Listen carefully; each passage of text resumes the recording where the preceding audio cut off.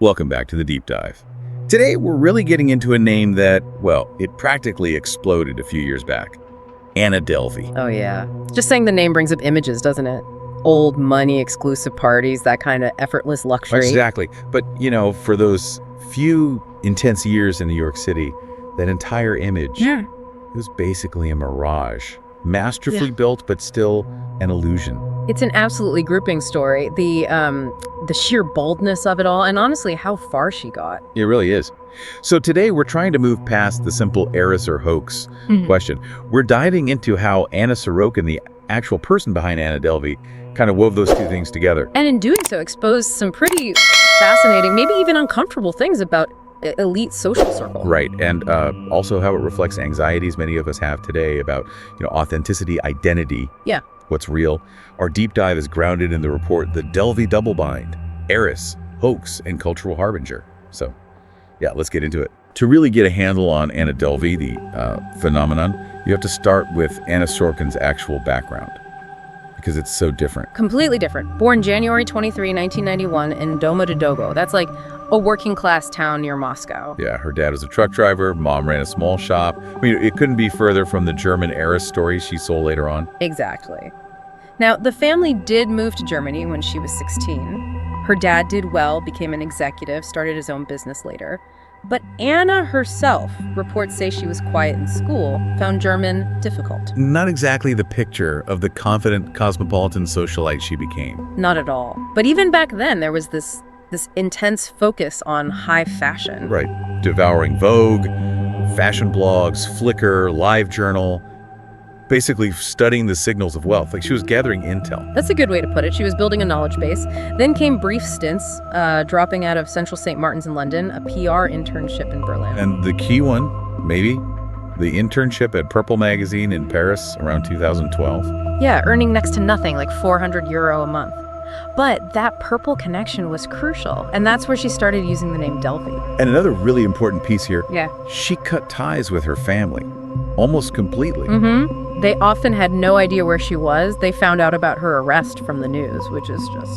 That isolation, that deliberate cutting off of her past, it was essential, wasn't it? Yeah. To prevent her real story from wrecking the fabricated one.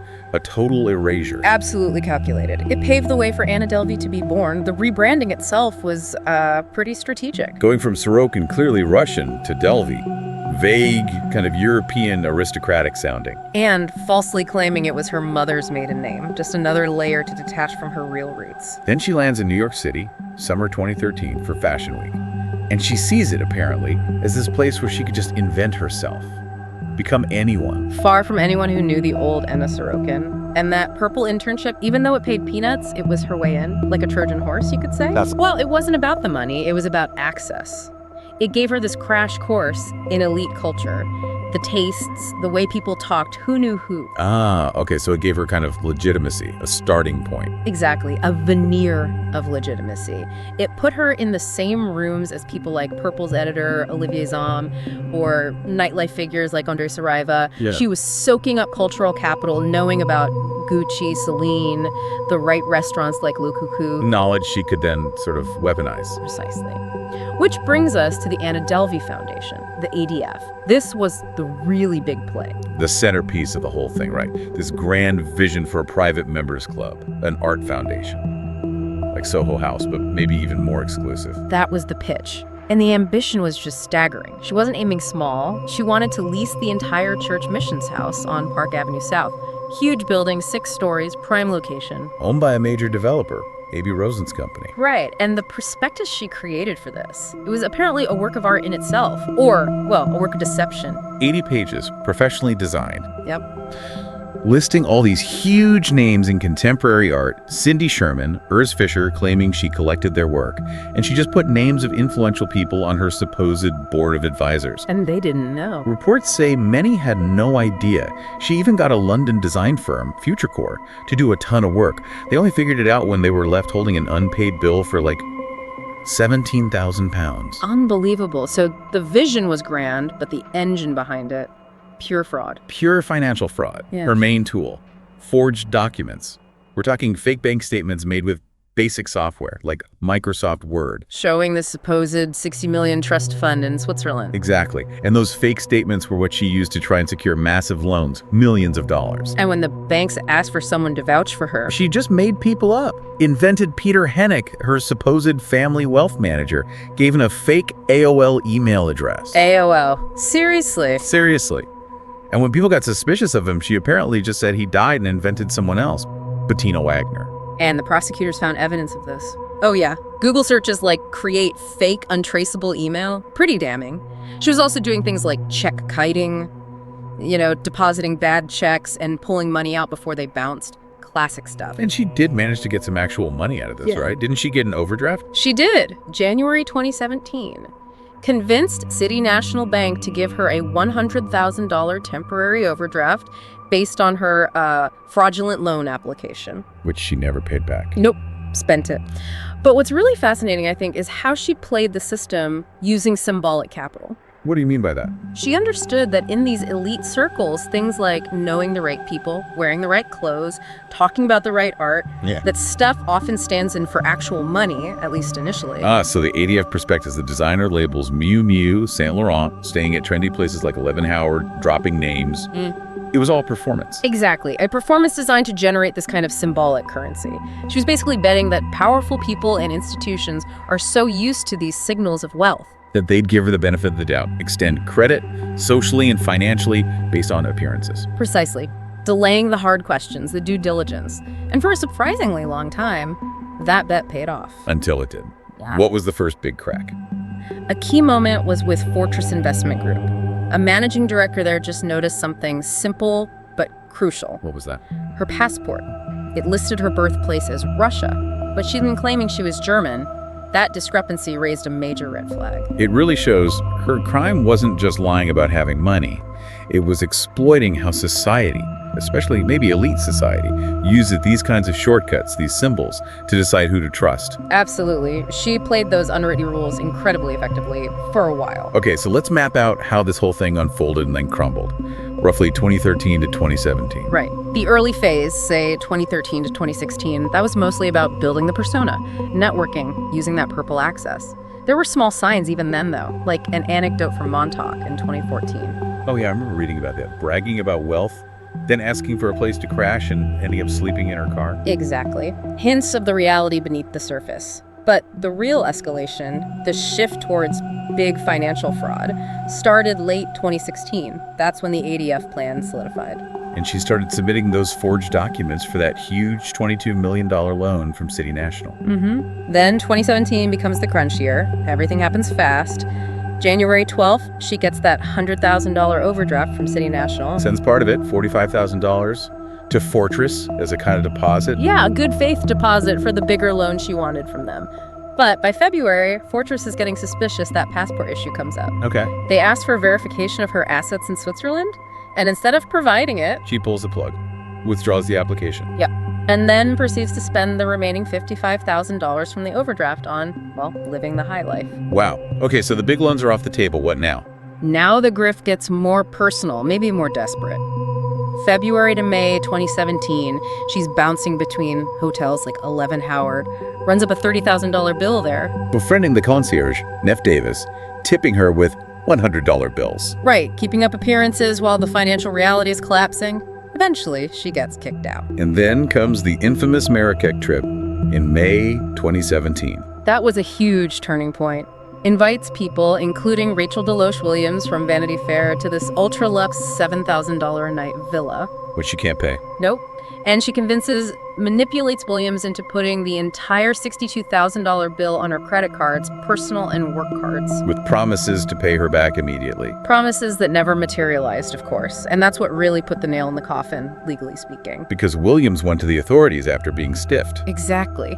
After months of excuses from Sorokin, Williams went to the police and the DA's office. By July 2017, Sorokin's getting arrested for skipping out on other hotel bills, restaurant tabs. Dining and dash. Right. She even skips a court date, so there's a warrant out. And finally, October 3rd, 2017, she's arrested in Malibu. A sting operation. With Rachel Williams helping the police locate her. That's right. Which leads us to the trial. March 2019. Big media spectacle. She's facing serious charges. Grand larceny, attempted grand larceny, theft of services, Yeah. totaling around $275,000. And she'd been held without bail at Rikers Island, turned down a plea deal, reportedly 3 to 9 years. She wanted a jury trial. And the trial itself. It was almost like another performance piece for her, wasn't it? It really felt that way sometimes. Her defense lawyer, Todd Spodek, actually hired a stylist. She's showing up in Michael Kors' Saint Laurent. Didn't she delay court one day because she didn't like the outfit they gave her from jail? She did, refused to come into the courtroom. The judge was not amused, gave her quite the reprimand, but it just showed her focus on image, even then. So the prosecution's case, led by Catherine McCall, what was their angle? Pretty straightforward. She's a liar, a thief, a calculated criminal. They presented the forged documents, the fake emails, testimony from the hotels, the banks, Rachel Williams, summed up as, she stole from banks, she stole from hotels, she stole from friends. But the defense strategy was different, more nuanced. Very different and quite clever in a way. Spodek didn't really deny what she did. Instead, he tried to reframe why. He painted her as this ambitious entrepreneur, just buying time until her legitimate business took off. Leaning into that fake it till you make it idea. Exactly. He explicitly invoked that New York City ethos. He basically argued, maybe slightly exaggeratedly, that there's a little bit of Anna in everyone who comes to the city with big dreams, trying to make her seem less like a cold criminal, more like an overzealous dreamer. And the jury. How did they react to these two narratives? The verdict in April 2019 was really interesting. Guilty on 8 out of 10 counts. So convictions for grand larceny related to the banks and hotels, theft of services. But what about the acquittals? Those were significant. Very significant. Not guilty of attempting the $22 million grand larceny from Fortress. And, crucially, not guilty of stealing the $62,000 from Rachel Deloche Williams. Wow. So they convicted her on the institutional fraud, but not the personal one with Williams. Seems that way. Then came the sentencing in May 2019. She got 4 to 12 years in state prison, plus a $24,000 fine in order to pay about $199,000 in restitution. And the judge had some sharp words for her. Oh yes. Judge Diane Kiesel said she was stunned by the depth of the defendant's deception, and she made that famous remark that Sorokin seemed more concerned about who was going to play her in the movie. So that split verdict, what do you think it tells us? Why convict on the bank's fraud but acquit on the Williams charge? It's fascinating, right? It really highlights how the legal system maybe struggles with crimes tangled up in these messy personal relationships. The bank and hotel stuff, clear paper trail, forged documents, straightforward theft. But the Williams situation involved friendship, shared experiences, promises, more ambiguity. Exactly. Maybe the jury felt there was enough reasonable doubt there. Blurred lines, complicated dynamics. It wasn't as clear-cut as faking a wire transfer confirmation. It raises big questions about how we define harm and intent in those interpersonal financial situations. Her story definitely didn't stop when she went to prison, though. Not even close.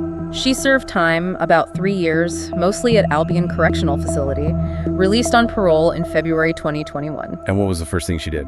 Checked into the Nomad, an upscale hotel in Manhattan, immediately reactivated her Instagram, which blew up with followers, hired a German camera crew to film her new life. So picking up right where she left off almost. It seemed that way, but that freedom didn't last long. Right, because ICE got involved. Yeah, just 6 weeks later, March 2021, detained by Immigration and Customs Enforcement, she had overstayed her visa waiver. And she fought deportation. Hard. For about 19 months from an ICE facility, she famously said something like, "I have a whole life in New York." Eventually, October 2022, she got out. Posted a $10,000 bond, but the condition was strict. 24/7 house arrest, ankle monitor required. She moved into this 5th-floor walk-up apartment in the East Village. And immediately dubbed it clubhouse arrest. Of course. And then the monetization machine kicked into high gear. Starting with the Netflix money. Right. She got $320,000 for the rights to her story, which became Inventing Anna. Huge hit series in 2022. But she didn't get to keep much of that, did she? Because of the Son of Sam law. Correct. New York law prevents criminals profiting directly from their crimes while victims remain unpaid. So about $199,000 went to restitution, $24,000 for fines, plus legal fees. She ended up pocketing only around $22,000. Still, that series made her globally famous. Or infamous. Massively so. And from house arrest, she just kept building the Delvey brand, selling pencil drawings she made while locked up. They even had an art show for them, right? Free Anna Delvey. Yep. Then she launched a podcast, The Anna Delvey Show, interviewing guests like Julia Fox, even Martin Shkreli from her apartment, announced plans for a reality show, Delvey's Dinner Club. And people were actually going to parties at her apartment while she was under house arrest. Incredibly, yes. It became this weirdly exclusive hotspot. Real heiresses like Ivy Getty, socialites, designers, media people, they were all showing up. She turned her ankle monitor into, like, a status symbol. That is just wild. Her ability to spin her criminal past, her punishment even, into this desirable brand. It says so much about our current media landscape, doesn't it? Yeah. The attention economy. Infamy itself becomes the asset. Absolutely. And her timing was interesting, too. Yeah. Her story really blew up during that period people called the Summer of Scam. Yeah, alongside figures like Billy McFarland of Fire Festival fame and Elizabeth Holmes from Theranos, there was this cultural moment fascination with big-time scammers. And for some people, Anna became almost an anti-hero. Definitely. There was this narrative of her as someone who stole from the rich to become one of them, exposing how gullible or superficial the elite could be. Like a dark Cinderella story. Or a folk hero for people feeling the system is rigged. Exactly. There was a vicarious thrill for some in seeing someone seemingly beat that system, even if illegally. And her lawyer directly played into that fake it till you make it narrative during the trial. He did, and her whole online presence, especially Instagram, it was like she created this perfect simulation of wealth, a copy with no original, as some theorists might say. The performance became the reality, for a while anyway. The system bought the costume. Which brings us back to Inventing Anna, the Netflix show. That really cemented her place in pop culture, watched by millions and millions. But it was controversial too, wasn't it, for how it portrayed her? Hugely controversial. It even opened with that disclaimer. This whole story is completely true, except for all the parts that are totally made up, blurring fact and fiction from the start. And critics said it kind of glamorized her, made her too sympathetic, like a misunderstood girl boss. Yeah, while arguably making some of the victims, especially Rachel Williams, look shallow or opportunistic, Williams herself slammed Netflix, basically accusing them of paying a criminal for her story and rewarding her with more fame. So in the end, Anna Delvey became this kind of cultural Rorschach test. What you see in her says more about you or society. I think that's a great way to put it. The story is less about Anna Sorokin the individual and more about what her temporary success revealed about the world she managed to trick. That maybe these elite circles are more vulnerable to manipulation based on superficial cues, the right clothes, the right names than we might think. It suggests that, that trust is sometimes granted based on mastering the codes, the performance, rather than actual verified substance. That maybe there's a collective desire to believe in certain narratives. She held up a mirror, didn't she, to a society obsessed with image, and forced to look at the idea that maybe, just maybe, the real scam, as some suggested, is the structure of class and wealth itself. What stands out most to you about that reflection she offered? So Anna Delvey, never just heiress or hoax. She was both, completely tangled together. The heiress was the story, the fiction, and the hoax was the criminal activity needed to make that story seem real, at least for a while. It's really a powerful case study, isn't it? On the vulnerabilities in a society that seems to increasingly value the appearance of success over the actual substance. She proved that symbolic capital, the connections, the look, the talk, could actually substitute for real economic capital, for a time. It exposed how trust, especially in those elite spheres, is often based on just reading the signals correctly. And Anna Sorokin today, she's more than just a convicted fraudster. She's almost a harbinger, a sign of the times. Pointing towards this landscape full of questions about what's authentic, what's performance, and how identity itself can be bought and sold. Exactly. Her whole post-prison pivot from inmate to influencer, where her notoriety is literally her main product. That's a profoundly modern phenomenon. So a final thought maybe for you listening. In a world where fame or even infamy can be cashed in, where a convincing performance can sometimes seem more real than reality, what does the whole Anna Delvey saga ultimately tell us? Yeah, what does it tell us about the systems we rely on, the value we put on appearances, and maybe even our own participation in this whole spectacle of modern life?